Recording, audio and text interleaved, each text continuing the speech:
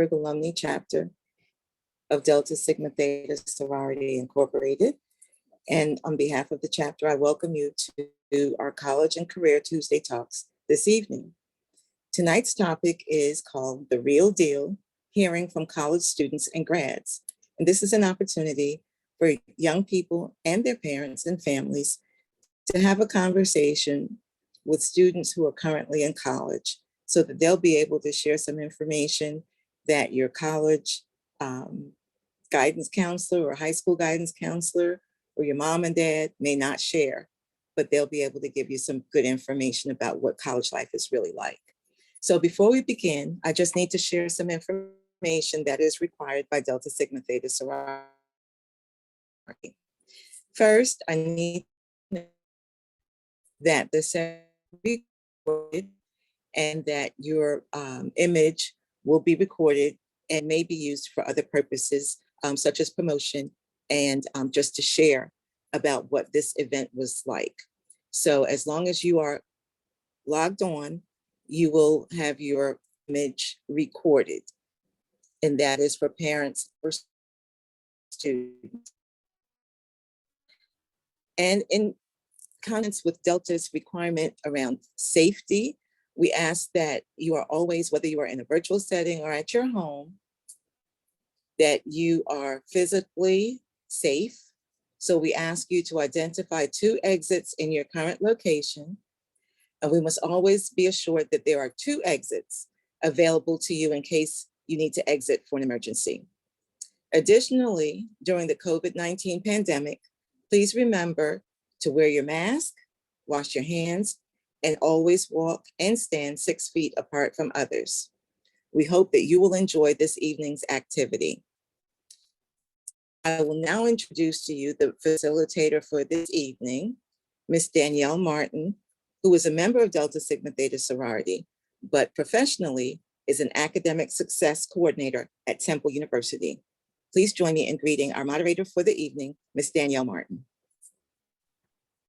Good evening. Thank you so much for your introduction. I'm excited to be here with these scholars this evening. Before we get started with our program, I'm just going to introduce our panelists, and then we are going to have a candid conversation about what college life is really like. So I'll start with Miss Jakasia Cabbagestalk. She's a senior studying health policy and administration with a minor in diversity and inclusion in health and human development. She is currently the vice president of the Penn State chapter of the NAACP, recording secretary for the Epsilon Gamma chapter of Delta Sigma Theta Sorority Incorporated, as well as a resident assistant in Pollock housing area. Currently, she is interning with Penn State Health and gaining a firsthand education and training of healthcare. After graduation, she plans on pursuing either a Master of Business Administration with a healthcare focus or a Master of Healthcare Administration. Her dream job is to become Chief Operations Officer at New York Presbyterian Hospital. Next, we have Amaya Iles, who graduated from Susquehanna Township High School in June of 2021.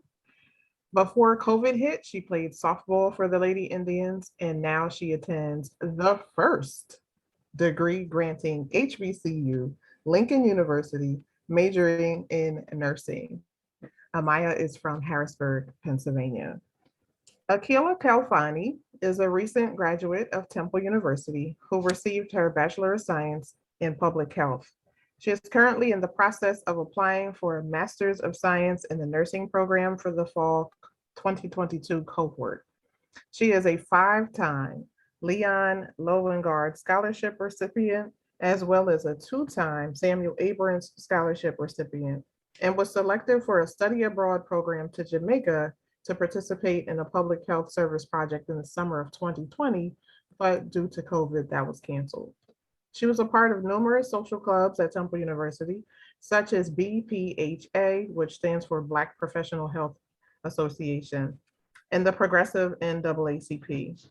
On a national level, she was selected to be a part of the National Society of Collegiate Scholars and National Society of Leadership and Success. And last but not least, we have Mr. Jordan Spencer, who is a current junior at Delaware State University studying forensic biology with aspirations of being a forensic investigator. So thank you very much to you all for agreeing to join us this evening and sharing your knowledge for the young folks out here who are watching you, and the more seasoned folks, right, Jordan? That's our word, seasoned.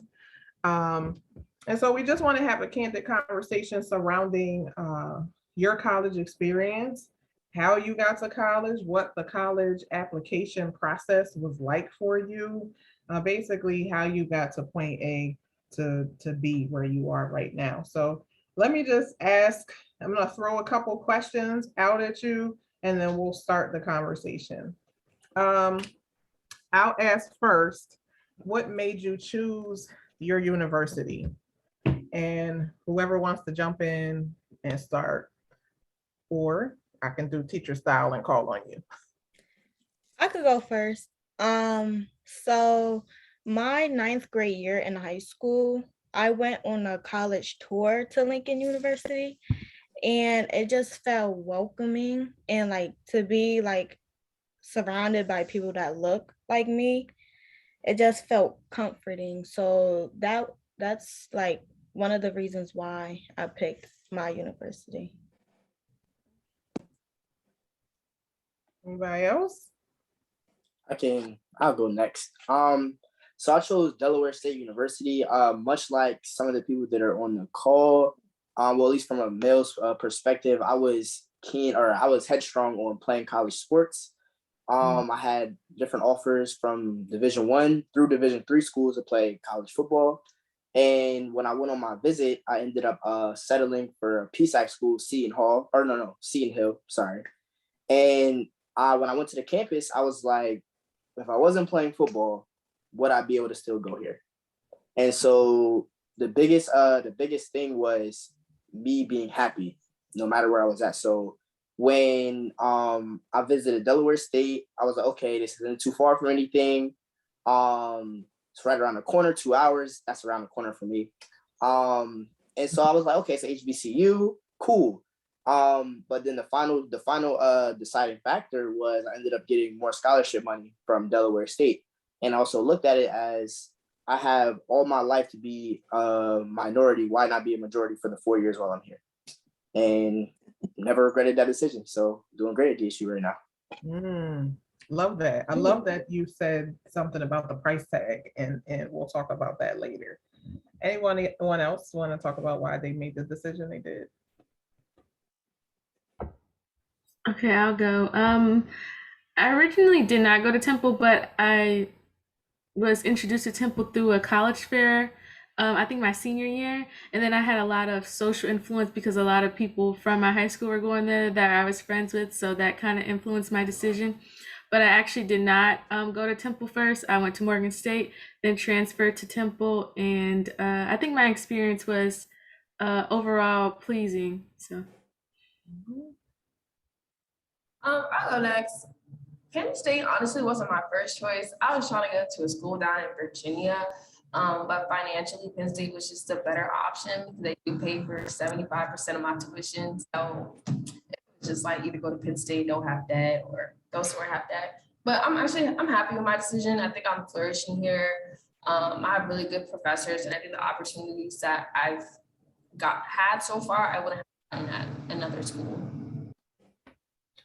So you all chose your institutions, and then also how did your major play a part into that? How important is it to find an institution that, of course, has your major? I can go with that one. That's actually a great reason you said. I'm actually happy you said that because there was a lot of universities that didn't have forensic science as a major. And like I said, Seton Hill had forensic science. Delaware State had forensic biology. And so those were the finalists, to be honest, because no other university or college had what I was looking for. And I wasn't going to change what I wanted to do just because, like, oh, let me try to squeeze it in, try to make it work. Nah, I didn't do all that. So was blessed enough to find Delaware State and Seton Hill, and then I'm going with DSU. So. Mhm. Anyone else want to tackle that, or? Yeah, so for the most part, I'm pretty indecisive. So I did change my major 3 times. And then my career field, I changed it a couple times too. But I knew I always wanted to be in healthcare. I just didn't know what. So it took me actually being on campus and talking to different people within the major to make me realize that public health was the choice for me. Mhm. So how I know you said you switched your major. How do you even go about that? Like, you go to school for a certain thing and you decide, maybe this is not me. Like, what did you do to do that?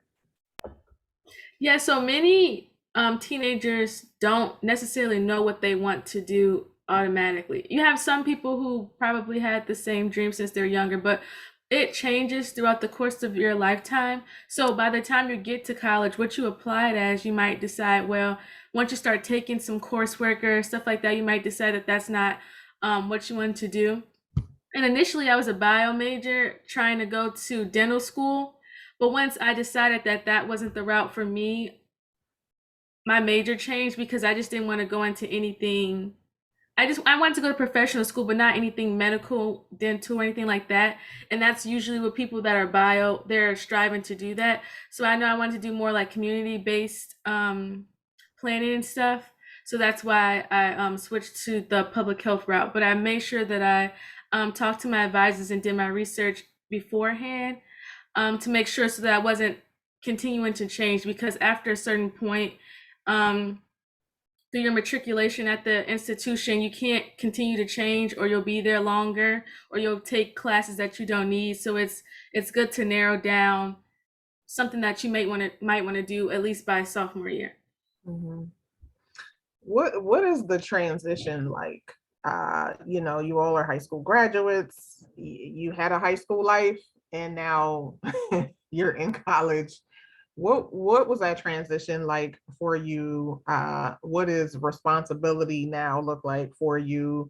Perfect example is you may have had your parents at home to wake you up, make sure you got to school on time. You don't have that right now. So talk to us a little bit about what your transition was like.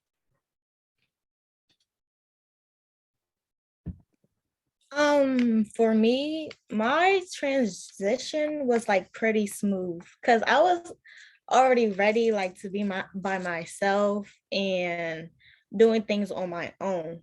But it is like hard some days getting up in the morning to get to your classes, because you have to think like you're paying for these classes, so if you don't go, then you're wasting your money. So that's like what I tell myself every day. um what else? But yeah, for me it was pretty smooth, I should say. So you felt pretty prepared. You felt Yeah. like, okay. Yeah. Okay. Anyone else? I think I can agree with Amaya. My senior year of high school, I actually was doing a lot of things independently. I had a lot of responsibilities my senior year of high school. So that kind of prepared me when I came to school. The only difference was I didn't have a car my freshman year. So I had to walk around everywhere and be kind of responsible in other ways. So, but the biggest thing I would say for incoming college students is you have to be responsible for your own learning. It's not necessarily the workload your freshman year, and this is like college across the board. It's not going to be too bad, but you have to do the work. You have to study. You have to take accountability, like I said, for your own learning. And the best advice I can give is remind yourself why you're in school. You're trying to get a degree. If you don't wake up, you don't go to classes, then what are you there for? You're wasting your time. You're wasting your parents' time. You're wasting their money. You're wasting scholarships. If you got scholarships, like it's just wasting a whole bunch of time. So that's the biggest advice I would give, is to remember why you're there. Because everybody's situations is a little different throughout their first year of school, and how they were raised before that. Like I said, everybody's a little different. So yeah. How important was it for you? First of all, I guess this is a question with a couple questions in it. how many schools did you apply to? And how important was it for you to find the right fit for you? I know, Jordan, you mentioned before scholarship money. So like, walk us through, and Jordan and anybody, how many schools you applied to, and then how important was it for you to find the right fit, you know, physically, and then also financially, because college is not cheap. I can go. So I applied to 5 schools when I was applying my senior year, and I got scholarships from like all of them. Like financially, like everyone gave me some form of money, but Penn State was just really the better option. I feel like I had a better chance of return on my investment with Penn State than I did with other schools. And also to like financially, like I said previously, with my discount, like I go to Penn State for next to nothing. So it was just like, okay, at the end of the day, like, yeah, I want to go to a big school and things like that, but like financially, like, do I want to be paying off my student loans or whatever I have to do for like the next 20 years? And I was like, no. That part. Yeah, so I came to Penn State, and also too, like at the time I was pre-med, so I was really looking at schools that kind of had like biotechnology, because like Akilah, I changed my major a lot. I changed my major 5 times. But I'm actually glad I stayed with Penn State, because the major that I'm in now, not a lot of schools have it, and Penn State is a pioneer in it. So I feel like it was the best option for me. But yeah, I only applied to 5 schools because those applications were very long and tedious, and I wasn't trying to do all that. And most applications come with a fee attached, right? So students, if you're out there, save them coins, because a lot of schools that you're going to apply to, they have application fees, and they can range from anywhere from free to $125. That's the highest one I've seen. But anyone else want to add to this conversation? Yeah, I'll add. I only applied to 5 schools. I think it's 5. And I regret that only because, well, it was financially feasible, but only because I feel like I limited my options. I probably sometimes, well, when I was a freshman, I was thinking about all the places that I could have been to, or when I was seeing other people going other places, I was like, oh, well, that might be a good fit for me. But I would say if it's financially feasible for you to apply to all the ones that you're really interested to, and just see who gives you the most money and to go where the money is. I like it. Go where the money is. Where the money resides. Sorry. Go ahead, George. But yeah, now I'll go next. Dang, I had to go back in time a little bit. It wasn't too long ago, but I applied, and I'll go back. I applied. I had things weighed from like football, and then I had things that I wasn't playing football. So the schools that I was looking at, it was Columbia University, because they was looking at me. Then it was Rochester University, or University of Rochester, Dickinson College, Seton Hill, and then on the non-football side, it was North Carolina A&T, Norfolk State, and then Delaware State. And like I said, like I was saying earlier, the best advice I would give is, one, like I said, you have to go where the money's at. You don't want to put yourself in a debt. Like Akilah said, that's the worst thing in the world. And then the next thing I would say, think about how you would feel being on that campus. Like, I'm just going to elaborate a little bit more, because the worst thing in the world is to be on a campus and you wake up every day and you're like, dang, I hate it here. That's the worst feeling in the world, because obviously trying to transfer in and out of places, that costs money. Your credits may or not transfer over. You might go back to square one, be a freshman again. You don't want to do that. So when I tell everybody that I talk to in high school, you guys want to kind of weigh all of your options. You want to visit these schools. You want to talk to people at the school. You want to ask them the pertinent questions like, hey, what's the food like? Hey, how are the professors? Hey, like, what's the campus life like? Because all of those are going to play a factor, because that's going to be your home for the next 4 years. And my thing, look, I was getting it right the first time. I wasn't going to be that person transferring from this school to this school. And then once I decided I wasn't playing football, it made it 10 times easier. So, and I will say, for those that are, because it is recorded, for those that are aspiring to play college sports, don't put yourself in a bigger hole. Don't go to a school where it might look good, but the grass isn't always greener on the other side. You go there and like I said, you have to transfer out. You're maybe not getting enough burn, getting enough playing time. The next you know, you're depressed, you're not feeling it, but you still have the education to get. So yeah, that's what I'm saying. Just to sum all that up, you want to weigh all of your options. And when I say all of them, I say all of them. Because this is a business decision that's going to affect you for the rest of your life. All right. Yes. Amaya, you have anything to add to that? Yeah, so I applied to 3 schools, but I already knew like I wanted to go to Lincoln. Like that was my first choice. So when they accepted me, like I just knew. I was like, okay, I'm going there, because college tours are like really important, so like I would say like make sure you go on college tours, even if they're virtual tours.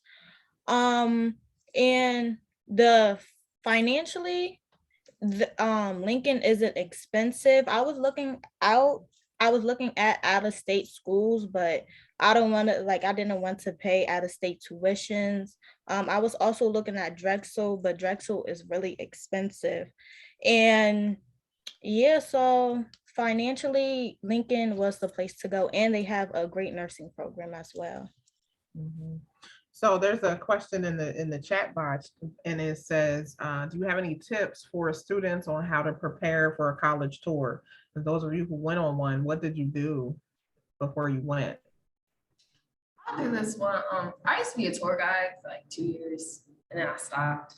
But like I think people, all right, first I would say if you're looking at school, you should definitely see they have some type of underrepresented student tour organization. Like I know Penn State, we have SMART, which is just dedicated to bringing underrepresented students to Penn State. So you're able to specifically ask for like, I want SMART, and you're most likely going to get a person of color to give you a tour of Penn State and just give you a view of what the school is through the eyes of a person of color on this campus. So I would definitely do that. And I would just ask like as many questions as possible. You can ask them anything. Like a lot of tour guides go through a course, which is very rigorous. Like I know Penn State, Ohio State, and another school, like we have one of the toughest tour courses in the country. So like they're versed in a variety of topics. So you can just definitely ask them like, what are classes like? What is the ratio like? It's like, what are professors like? How do you schedule classes and things like that? Because if you're someone who doesn't want to go to a big school where you're going to have big classes, that's definitely something you should ask, because then they'll be able to tell you like, oh, the average class size is this, or this is the student to professor ratio, and just things like that. Because they're also a student too. So they're definitely going to be able to give you a better view of what the campus like. And how did you guys get involved in these tours? Like, how did you know about them? Did you sign up somewhere? Like how did you even get the opportunity to go on the tour? So what would you say to high school students who are looking to do these things and they don't know where to start? Well, I know before COVID, me and Jakasia went on the college tour through the YMCA. The YMCA has a lot of opportunities. I know with COVID, it's probably not happening that way. So probably to just look on the school's website. I know they advertise having tours, and they are smaller, like they're in smaller groups now. So you're still able to do that. It's better than going like just with your parent, because you're not asking any questions to anybody. So definitely look on the website. And I don't know if they're doing virtual tours. I don't know, but I don't know if that's beneficial or not. But another thing I would advise, look on the schools or universities' social medias, because they'll put out like the actual, like for example, my Delaware State University. They have on their Instagram page, they post different things. And then just asking different people. Word of mouth, word travels.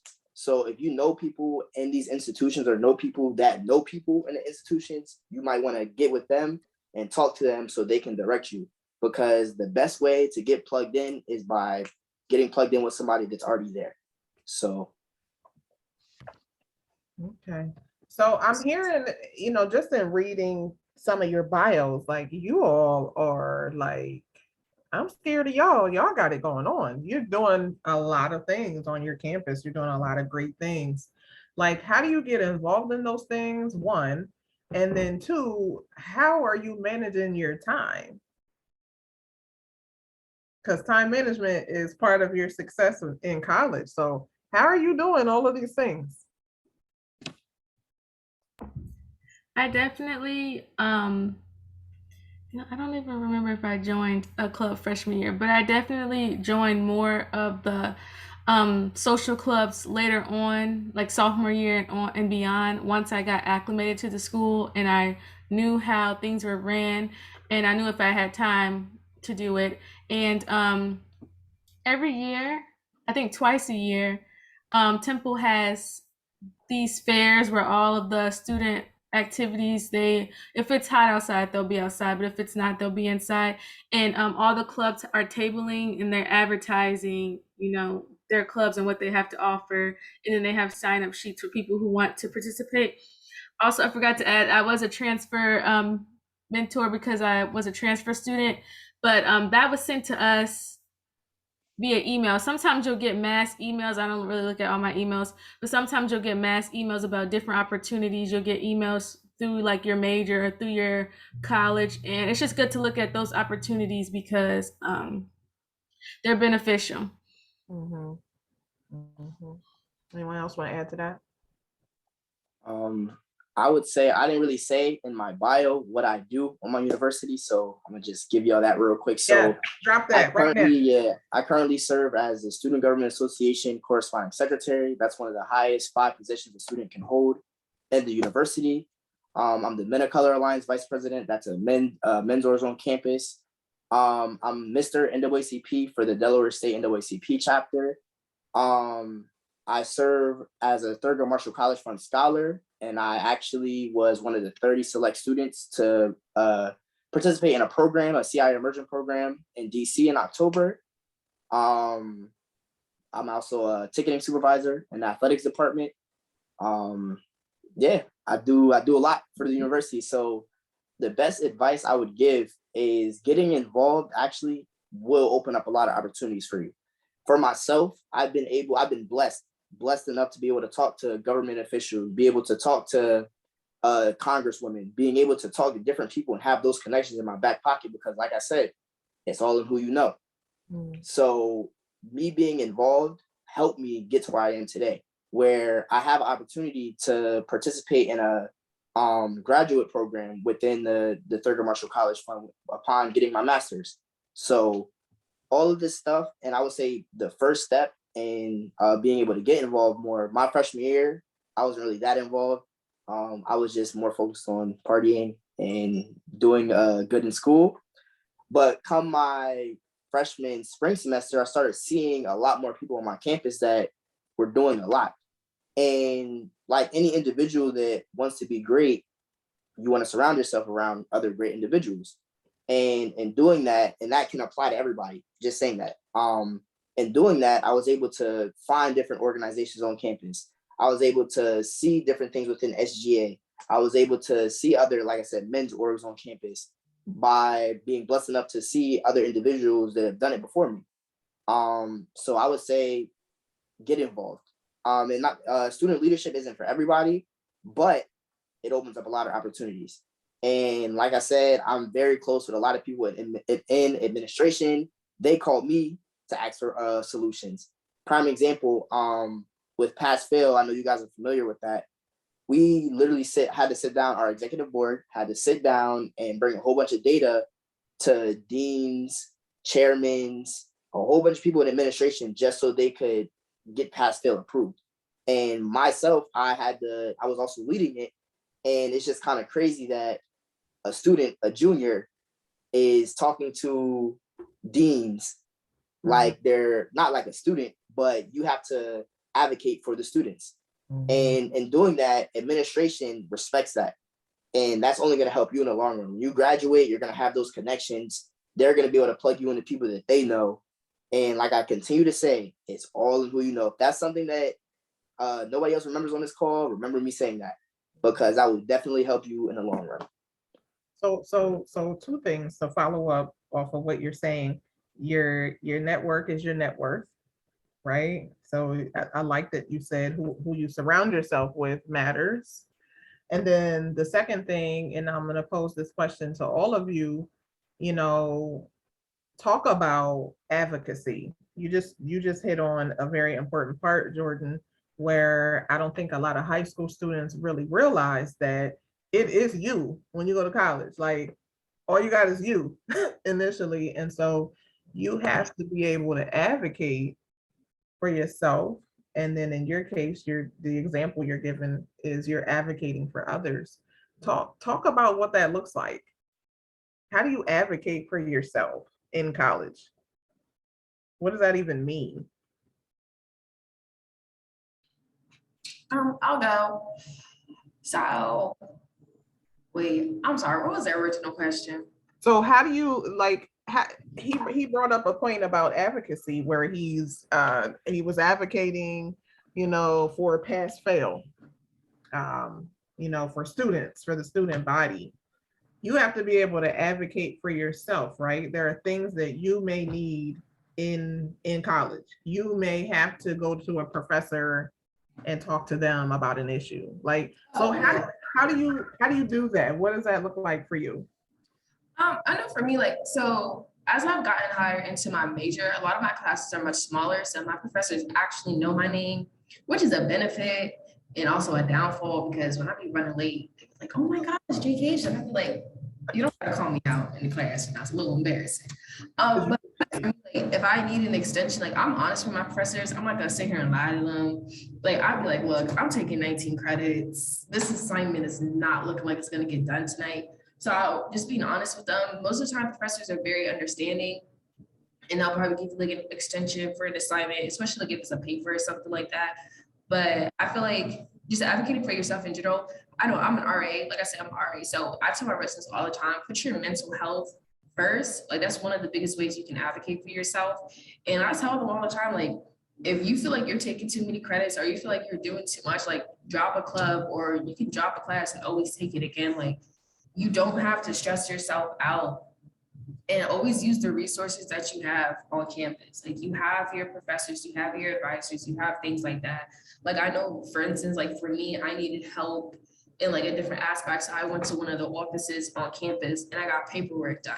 So I give that to my professors, and I can get time and a half on assignments. I can get extra absences. I can get extensions on assignments and things like that. So it's really just using the resources that are available to you to your advantage. Because a lot of the times there's resources on your campus that you don't know about, but you just gotta look. I know for Penn State, there's resources I didn't even know about. If you live off campus and you can't pay your rent, they can give you money to help you pay your rent for the month.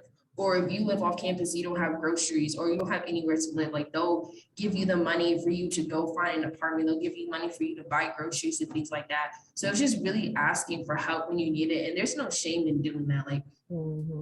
My residents feel some type of way, just my friends oh, I can't do this because people are gonna say something. You're here for you. And I tell people that all the time. You're not here for your parents. You're not here for your friends. You're here for you. And I know I just spoke to my residents the other day and they were just how do you find your major and things like that? And I'm you find the major for you. Advocating for yourself is in so many different ways. You don't have to come in here being a pre-med major because your parents want you to. No, you do what you want to do that's going to make you happy, because at the end of the day, that's what you're going to get the degree in, and that's what you're going to be forced to do for the rest of your life. Boom. Anybody else want to add on to that, or we can, because that you said a lot and you hit the nail on the head, and I think one of the things that students in high school don't realize is that you are going to have to advocate for yourself when you get to college, whether that is going to seeing your advisor, or like you said, there's all these other resources that a lot of students don't even know about, even though they attend that university, but they're not seeking them out. One of the things that my mom used to say to me when I was younger is Danielle, it's not going to just come out and hit you in the head and say, here I am. You have to actually go find it. you know, and so it's also a part of your tuition, right? Like you're paying for that anyway. So how about I'm gonna need that service, right? Talk I just want about, to add something. yes, go ahead. I know everybody has like heard this saying, but like just closed mouths don't get fed. And so you really have to speak out and go like step out of your comfort zone. I'm kind of like an introvert to people I don't know. So my whole freshman year I was quiet. I really didn't talk. I just let things slide. I never ask questions or things like that, and it didn't really get me far. You have to ask questions. You have to basically put yourself out there to receive the results that you want. If that's in terms of talking to a professor, if that's in terms of applying to scholarships or study abroad or anything where there's or internships where there's hundreds of applicants, you have to put yourself out there and just basically, I don't want to use the word, but advocate for yourself and show why you deserve something or why you should get the extension or whatever the case may be. Mhm, mhm. Great points. Well said. Jakasia, you said something, you said two things that I want to circle back on. You brought up mental health. So this is the first thing I want to address. What is it like being at college right now at a time such as this, right? You got COVID happening, you have, you know, social unrest, you know, the George Floyd thing happened, the Ahmaud Arbery, you know, trial just wrapped up. Like, what are you all doing for your mental health, and how do you deal with being a student of color on your campus? And That was a I'm loaded a question. I'm sorry. yeah, nah, that I was that hit me. That kind of hit me home. So I mean, like I said, thankfully I'm at an HBCU where they kind of understand for the most part. But at the end of the day, you're still on your own. And for myself, being involved in different organizations, having different responsibilities, doing this, doing that, having my own responsibilities at home. Then on top of that, you got to worry about your grades, and you got to worry about everything else that's going on. For me, I got burnt out. And I want to give a personal experience because for myself, I downplayed mental health type time where I was like, I'm good. I don't need to worry about it. I can keep doing it. I can keep pushing. Like, it is what it is. Let's knock it out. And that may be a good thing, but in the long run, that's going to hurt you. The best advice I can give for your mental health, you need to take time for you. You have to realize what's really important and prioritize your time and prioritize what you need to do. Because when you put yourself first, prioritize your time, you have everything else lined up, everything else will fall into place. So you have to learn to look at things where nothing is going to be perfect. You're still going to learn, you're still going to grow, you're going to stumble, but you always have to be positive amidst everything. And keeping a positive attitude, keeping your mind strong, no matter what adversity are thrown at you, you'll be able to get through it. Mm-hmm. So if you have to take time, you have to be like, hey, like, put my phone, look, iOS 15 just came out with a brand new update where you can put your phone on Do Not Disturb where nobody can reach out to you. And no, you can choose who can hit you up, who can call you, all of that. So you gotta be able, like I said, you gotta be able to take time for yourself because you can't how do you say this? You can't give somebody else your all if your cup is empty. If you know what I'm trying to say. Mm-hmm. Yep. So. Mm-hmm. And are there like counseling services or things of that nature on your campuses that students can take advantage of? For me, my school, they do have a free counseling center. Like, I want to say, my first semester was overwhelming because I had to get used to all of the work hitting me and then personal things as well. So, if I like ever needed to like go talk to somebody, I just went to the counseling center. So, yeah. Mm-hmm. And a lot of times that make you feel so much better, right? You have so many things going on that sometimes you just need to vent and talk to somebody, and you're not at home. you know, you don't have any of your family around. So that's what these people are there for. I'm sorry, I think I cut someone off. It's okay.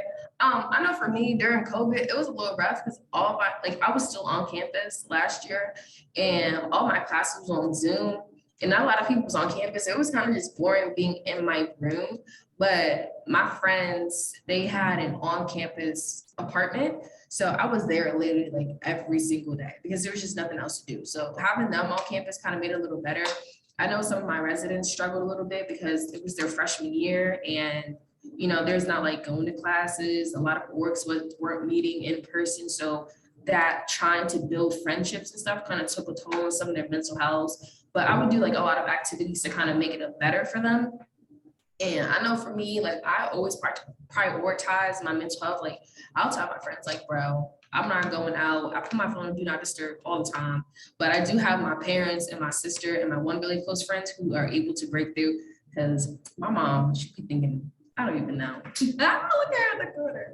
She'd be freaking out. Like one time I took a nap and she thought I was missing. She almost called the University Park police. And I was just like, that's doing too much. So she definitely is able to break. You gonna put your mom out there? Yes, because like I was trying to take a mental health like you was trying to get a break, sis, right? Yes, Take a nap out here. Yes, and she thought I was missing. But I know for me, like I went to the student disability office and I was like, look, I need some type of help. Like, what can y'all offer me? And they were able to offer me so much stuff that I didn't think I could have. Like I had previously stated, I get time and a half on my exams. I get extra absences. If like they give you a certain amount, I get more than that's what's needed. I can get extensions. I'm able to use electronics if needed. I did finesse a little bit on my, like, you know, my stuff. But I feel like it's just things like that, like people really got to take into account. And at Penn State, we do have CAPS, which are psychological counseling and psychological services. And then we also have a more formal psychological clinic on campus. So like we have two options for people to go to, and I always recommend them. And they always have just activities, like there's support groups for a wide variety of different things that students keep be going through, and they meet, some of them meet weekly, some of them meet monthly. So I always tell my residents to do those. And I always just tell them, go to the involvement fairs. Like we have over 1,200 organizations on campus. Like there's always something for someone, so you can find somebody so you're not sitting in your room ward, making your mental health more worse than like it could be. One thing you said I want to follow up on, and I want to say this to the students and the parents who are listening. You talked about you know, having extra time on your exams, like you went to, you know, the Students Disability Center or what have you. So students and parents, if you are a student that is in high school and you're in special education, you have an IEP, things of that nature, once you get to college, it is a different story. And in order to receive those services, you are going to have to what we call self-disclose. Okay, so you're going to have to actually go to that department and say, hey, I had an IEP, or hey, I have a learning disability, or hey, like I need some type of assistance. Because as we were talking about, advocating for yourself, if you do not do that, nobody knows that you need those extra accommodations, and then you don't get them. So thank you for bringing that up. A lot of families and parents and students don't know that initially, that if you are someone who has a learning disability or whatever, you just need extra assistance, you have to be able to, as Akilah said, closed mouth don't get fed. I'm gonna need you to speak up and say what you need. The other thing that you mentioned, Jakasia, you mentioned that you were taking 19 credits. And so talk to the students and families about, you know, scheduling and how you all don't have 9 periods a day. Like it looks completely different. What does 19 credits mean? Like what does all of that mean? So each class is worth 3 credits. So I'm scheduled next semester for I think 18 or 19. I know I have 6 classes. So that's 18. Yeah, I'm bad at math. So I have 18 credits scheduled for next semester. So it's 6 classes. And essentially you schedule your own classes. So for me, I am not a morning person at all. I had an 8 a.m. this semester and I was fighting for my life every single day to get up and make that class. And I even told my professor, I was just like, sir, you're killing me. But so a lot of my classes start at 10. Like my first class next semester starts at 10:35. And then I have another one that I couldn't avoid that starts at 9. But I always tell people like college is really that opportunity for you to be able to do what works best for you. So if you know you are not a morning person, don't schedule yourself 8 a.m. or classes start at 9. You can always schedule yourself classes start later on in the day. Like I know some of my friends are just like, I'm not productive in the morning until like 12 o'clock. So they have a lot of afternoon classes and they don't get out until 5 o'clock. But for them, that is what works best for them. And so it's a lot depending on the classes. I know a lot of mine next semester are going to be 400 level classes because like I said, I'm getting deeper into my major. So I know the workload is going to be much more than what it was my previous semesters. And a lot of that has to do with the fact that I changed my major late in my college career. So I do have to take an extra semester. So I'm kind of catching up credit wise and classes wise. But a lot of that is just going to be a lot of self-discipline, me understanding that I can't go out with my friends all the time. I'm most likely going to be in the library for a long period of time, but it is definitely much different than high school. You don't have the 9 periods. You're not in a classroom from 7 a.m. You're going to have huge gaps and you're going to have to learn how to be productive within those gaps. Like in class and you have a 2-hour gap and your professor's office hours fits within that gap, that's the time to go speak to them, or that's the time to go to your advisor, that's the time to go to one of the learning centers for help instead of you taking a nap like I did. But definitely try to utilize that. Anyone else want to add to that? I just want to add something. It kind of ties into mental health as well. I stopped, and I don't know if this is advice that I should be giving, but I stopped listening to my advisor because if you listen to them fully, you'll be taking stuff that has nothing to do with anything. But my advisor, when I actually did my first year at Temple, I listened to my advisor and I took anatomy and chemistry in the same semester and I almost died. And my mental health was definitely tainted. I don't think I experienced all that I could experience from my first year at a new university because I was always in my room because that workload was intense.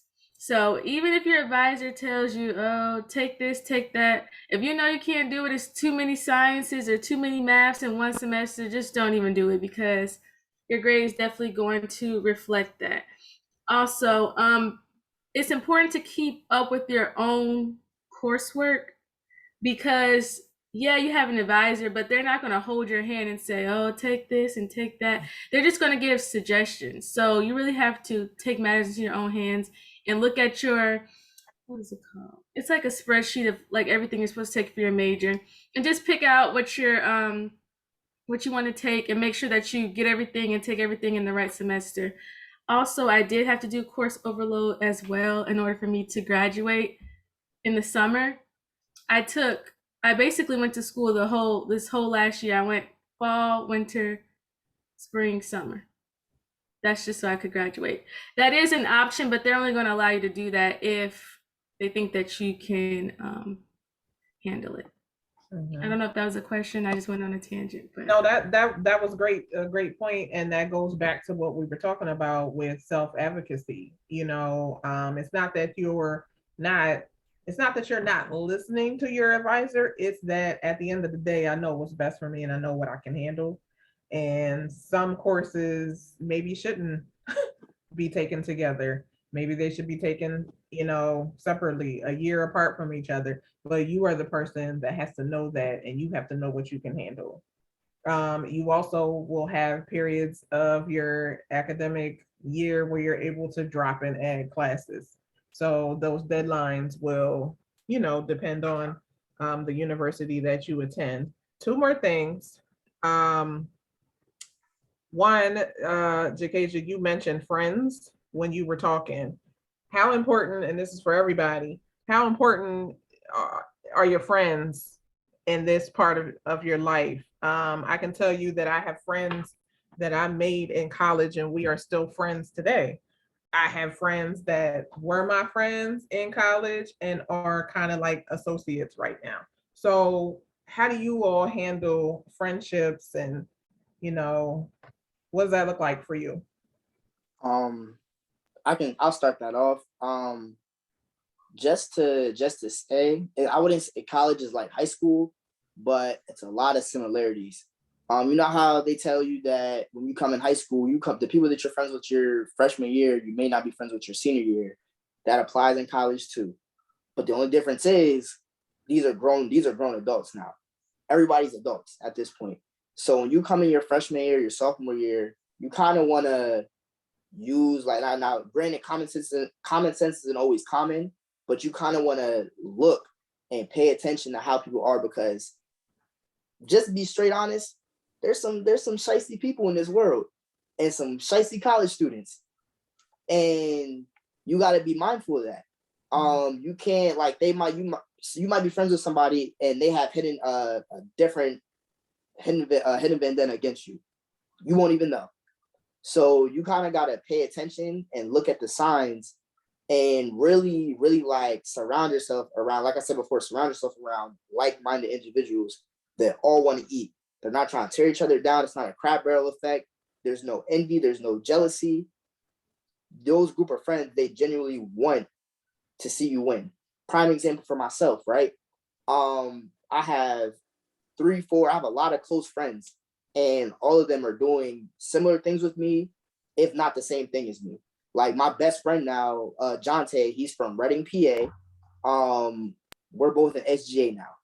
He has aspirations of being Mr. Delaware State University next year, and I have aspirations, God willing, to be SGA vice president. So like those people are going to be those people that you be friends with for the rest of your life. He's came to this house. I have other friends that have came to this very house right here that live in Delaware, that live in Jersey, but those are people that are going to be like this. And the best advice I can say is you'll know that. You gotta be very mindful though. Be very mindful, but you'll know. It'll kind of like hit you in the head that like, okay, this is somebody that really wants to see me win, and vice versa. So Nice. Well said. Yeah, to add on to that, like making friends in college is like trial and error. Like make sure you make friends that actually go to class, and like they make sure that you're actually doing your work too. And like, so not the people who always wants to go out to party. They tell you, hey, it's not your work's not due tonight. How about just come out and go party? Like your education comes before any type of party. So yeah, just make sure like you surround yourself by rounded people and people who actually take their education serious, because that's why you're in college in the first place. Mm-hmm. Mm-hmm. I would Sorry, go ahead, Akilah. Oh, thank you. So I would say that friendships are very essential to me. In college, I have just different groups of friends. I have friends that are in my major. I have friends that I met through clubs. We don't always hang out together, but there's still different groups of friends. I have roommates that I've had that I'm friends with. It just helps pass the time in college and make it not so serious, even though it is a serious thing. You just want somebody to hang out with when you're not doing work, or even when you are doing work, someone who understands the material, understands what you're going through, and that can help you through that. So I think that friendships are very essential, and I hopefully I'll have these friends for a little, maybe the rest of my life, but yeah, it's just very essential. I actually love them. I was just gonna say, I think that having friends, like Akilah said, makes your college experience better. Like, I did go through like different phases of friend groups, but I think the friends that I have now, they're gonna be with me for the long run. Like when I FaceTime my mom, they'd be like, "Oh my gosh, Miss Cabbagestalk." Like my mom, if my parents know your names, then that means you're significant and you're important enough. Like I have one friend, he's literally like my brother. He's my mom's third child. And like, I know that we're gonna be friends for a long time. Like he's the person that if I was stuck on the side of the road, I would call him. Like when my car got towed, I didn't even call my parents. I called him. I was like, bro, they took my car. So like, the type of friends that I have for like long periods of time. And they're also motivated too. Like Amaya was saying, like they all go to class. We do our work. If I'm on FaceTime with my one friend Jada and she's like, oh, what are you doing? I'm like, oh girl, I'm typing a paper. She's like, why are you FaceTiming me? And she'll hang up and like, go write your paper. Or we'll have study sessions, like we'll go over, order pizza, and we'll all just do our work together. And they all have goals that they want to achieve. Like my one friend, she's one of the few Black people in the accounting program. Like she wants to be, you know, like a big time accountant. She wants to open up a firm. I have another friend she's a double major, triple minor, and she's getting like 2 certificates. So I've myself, yeah, that's a lot. Wow. Surrounded myself with people that keep me motivated to keep pushing myself to, you know, go to class and things like that. So it's definitely important to have friends that are going to be a good influence on you, because I've definitely seen people who are bad influences. Like I'm 21, but I barely drink. I'm always the designated driver. I'm always the sober one at parties. And I've had like friends who be like, why aren't you drinking? Like you're boring, you're this or you're that. Like, why don't you smoke? Like you're a weirdo. But like my friends who have now, they respect the fact that I don't drink for them. They respect the fact that I don't smoke. And I think that's really important, because you don't want friends that's going to try to push you to do stuff that's one, in your character, and two, out of your comfort zone. Boom. So be who you are and be okay with that. And it's also okay, you know, I know everybody says, oh, still be friends with people, only be friends with people that's going to class and stuff. Yeah, I understand that too, but I have friends that may not go to class or may choose to party, but we're still friends. I'm choosing not to do what they are doing. They're not an influence on me. So if you're strong-willed and you're still able to hang out with those people who might not be going down the right path, then still do that. Don't exile them just because they don't want to go to class, but recognize that, okay, you're not going to class, but that doesn't mean that I don't have to go. I'm still going to go. Mm-hmm. And just to piggyback off of that real quick, that's the one, because like for me at DSU, there's a lot, like I said, there's a lot of individuals that are just getting by, and it gets to a point where I actually talk to them and I'll be like, yo, like, what are you doing for real? And people like that, this is just some advice that you guys are going to need for just being a leader, period. You kind of got to sit down and, like, if you're friends with those people and, like, you can kind of see, like, if they really have your best interests, but you talk to them and say, yo, like, what are you really doing? Like, what are you here for? Because when you talk and you reason with people with real common sense and just, like, really thinking about things, you're wasting your time. Mm-hmm. And 9 times out of 10, when you talk to those people, they'll be like, you know what? You're right, I'm tripping. And if they don't get it, 9 times out of 10, you're going to see them drop out soon. So just to like really like sum that up, you got to stay focused in what you need to do. You're going to have friends. You're going to have all different types of friends in college. But you have to understand your end goal for yourself. Because if you let anybody else deter what you're trying to do, then you don't want it hard enough. So. Wow. So to you all, wow, you all dropped some gems tonight. We are definitely most grateful for you, and you know, you making yourself available to come on here and just chat with us and share and be able to share with students who you weren't once were in their shoes. We are going to close out. It's actually 8:04 and I don't want to hold you any longer, but before we do, I do want to go around the room and just give one tip. It doesn't have to be, you know, super long, just one statement. That's a tip that you're dropping for these students and families. I'll start and I'll say, don't procrastinate. That's my tip. Amaya, what's your tip? My tip is to develop self-discipline. I like that. Jakasia. My tip, this is something I told my residents last year, and I thought it was like really like philosophical. But I basically told them, enjoy every minute, the good, the bad, the ugly, and the spectacular, and never stop being you. Love it. Jordan. I would say, because you guys are saying some real good stuff. You're stealing my ideas. prioritize your time effectively, build connections, and be great. That's the 3 things I'll say. I love that. Yes. Akilah. I would say to step outside the box, step outside your comfort zone, try things that you would never try before. You might end up liking them, and also building relationships with the people that you do try that stuff with. So, Wow. Thank you all so much for all of the wisdom that you have dropped here this evening. To you all, I will say, continue to be the bright shining stars that you are. Continue to share, all of the knowledge and the wisdom that you have, because nobody can share your story and your testimony like you. Jordan, the next time you write a bio, sir, I'm gonna need you to put all the good things, and Amaya too, all the things in there, because you omitted some stuff. I'm like, look at here. Be proud of all that you accomplished, and continue to be great. So I will turn it back over to Miss Tiff. I echo those same sentiments. Thank you all. You all did a phenomenal job.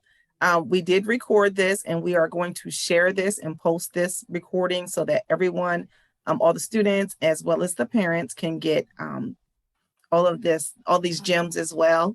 I don't have anything else to add, but I will just talk about a couple of comments that were in the chat. One from Valerie, she said the University of Pittsburgh has a strong Black alumni university.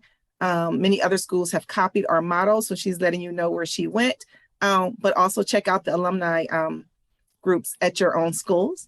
And then also she does say, each of you make me proud. I see great things ahead for you. Stay focused. Again, we all echo those same sentiments. We wish you the well. We can't wait to see all that is in store for you all. And I know it's going to be great things. So again, thank you all for joining us this evening. And have a great rest of your week and a great Christmas. thank you. Thank Good you for luck on your having us. finals. Good luck Oh, on your man. finals. Don't remind me. But happy